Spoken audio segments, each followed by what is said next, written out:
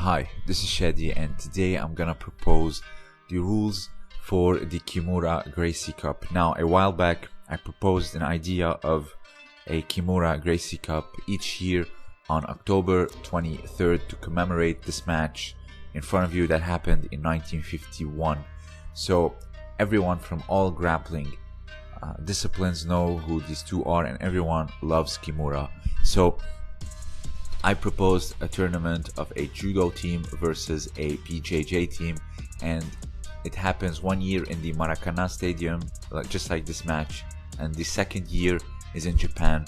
So I figured that it would be a great competition to watch, kind of like ADCC, all throughout the week, and also it would just commemorate these two fighters you are watching in front of you. And I figured that it is fun, and I believe an idea like this can sell, and it is very entertaining, and it will take the sport into the next level, and it will allow some sort of a connection between the two, because the niwaza, tachiwaza, all the stuff I talk about, they heavily intertwine, but here's a chance for them to intertwine in a very good competition. So I thought I'd go over the rules. At first I wanted it to be just like the rules of the original match, but figured that's a bad idea. For example, they said it's submission only, or the other corner throws in the towel and that's how you win, but that's very bad. First of all, you are favoring BJJ side even without even starting, and two, you're gonna take the discipline towards the direction of just submission grappling, and we want to do a competition where each discipline shows his true craft and why they are special, even though they have a lot of similarities. So I figured I'd make up my own rule set, and the first one is, if you want to win, you can win by, of course, submission, and the second one is by two ippon throws. Ippon throws, wazaris included, meaning two wazaris is one ippon. You can win by, say, four wazaris, two wazaris, one ippon. Leg grabs like the morote gari, sukuinage, kibisugeishi, all that stuff is allowed and it will score.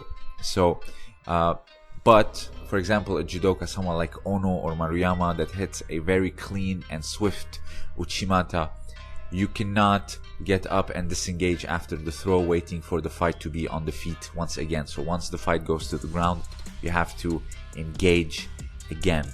You have to engage on the ground. You have no right to stand up. So when it comes to restrictions, guard pulling is a big no-no. Everything like Imanari roll, maybe that's also a no. Maybe yeah, flying arm bars, yes. Flying triangles, yes. But faking a tomoinage as if you're pulling guard, that's also no. The referee should stop and reset the match. Shidos should be accumulated and result in the loss of someone. For example, just like ADCC, the first 10 minutes no guard pulling is allowed. The next you start to get penalized, something like that. But I'd say over the span of the entire 20 minutes, no guard pulling, stalling, etc., all this will result in a shido. But given that the match is 20 minutes, I'd say 3 shidos for an elimination is too little. So maybe 3 to 5 shidos, and some like stalling, you get a warning and then you get a shido. So we're gonna be a little bit less strict on the shidos, just like the IJF. So stuff like stalling, guard pulling, grabbing the legs and just holding on tight as if you are attempting a leg lock, like in certain submission contests, that's first of all, there's no points, and two, that will result in stalling.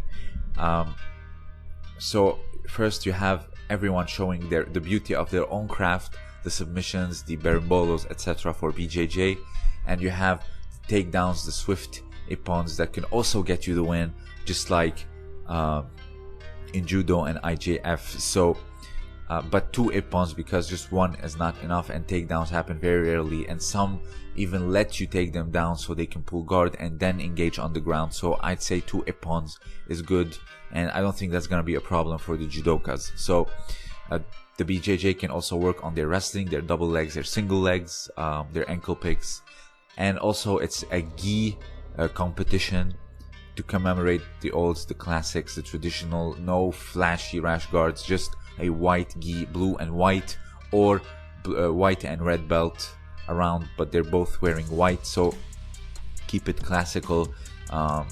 We are commemorating something that happened over 70 years ago almost, so I think it would be best to play gi, and also there's no gi in judo, so it would have to be a gi tournament.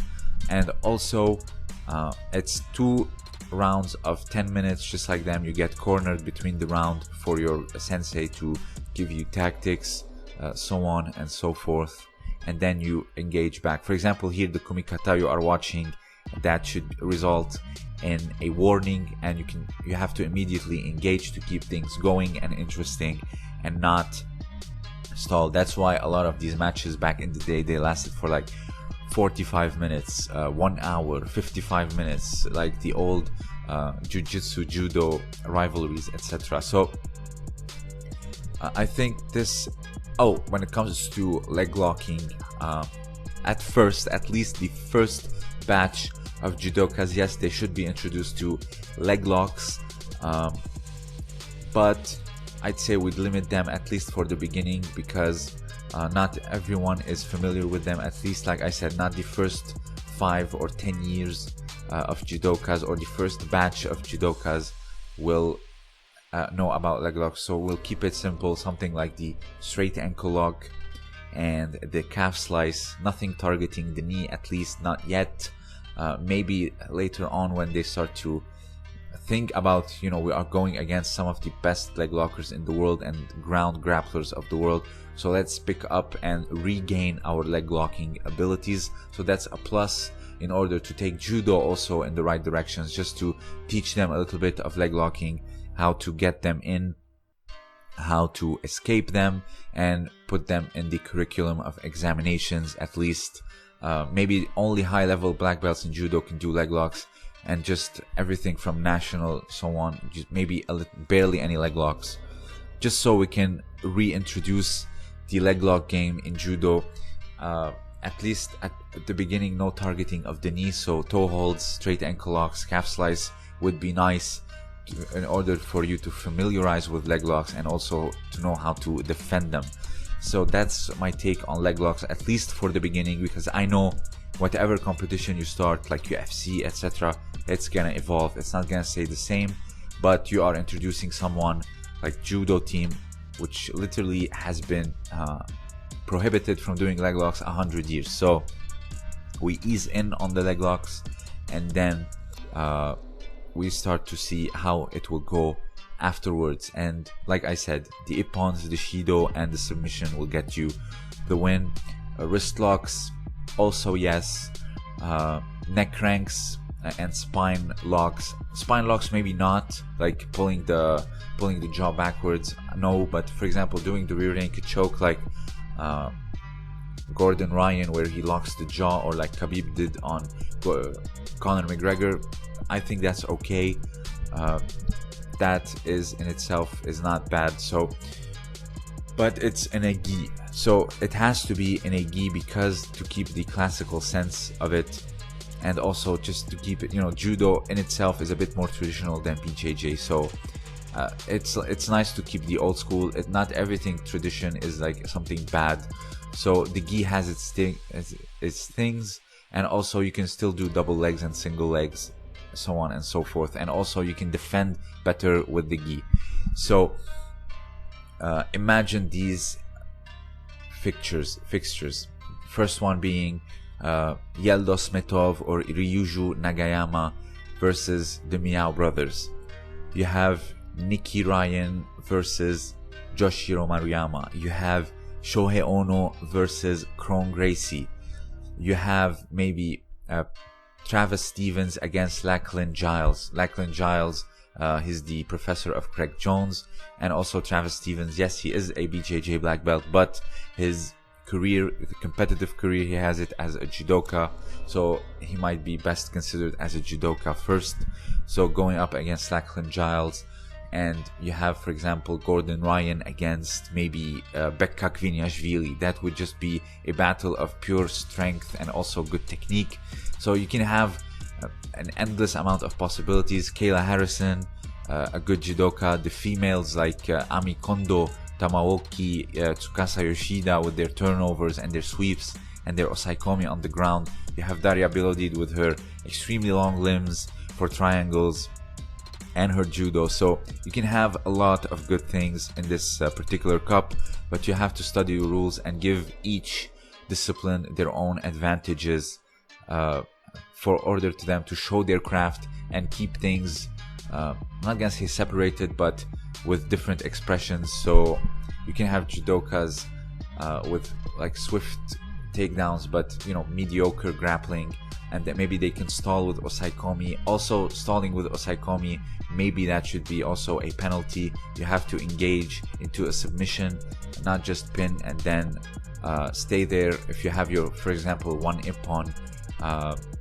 etc. For example, if you have one ippon or one wazari and the other has one ippon and one wazari, so and the match runs out, that will result in the one who scored more. And two, if the match ended in a draw, you have Yusegachi or the referee's decision, no point scoring. So tell me what you think about this. For now, it seems a bit chaotic because the two are going in separate ways now with their rule sets, etc. So I'm trying to do like a middle ground of rules that can combine the two and also give everyone their own advantage. So if you have anything else to add, any proposition, please let me know down below.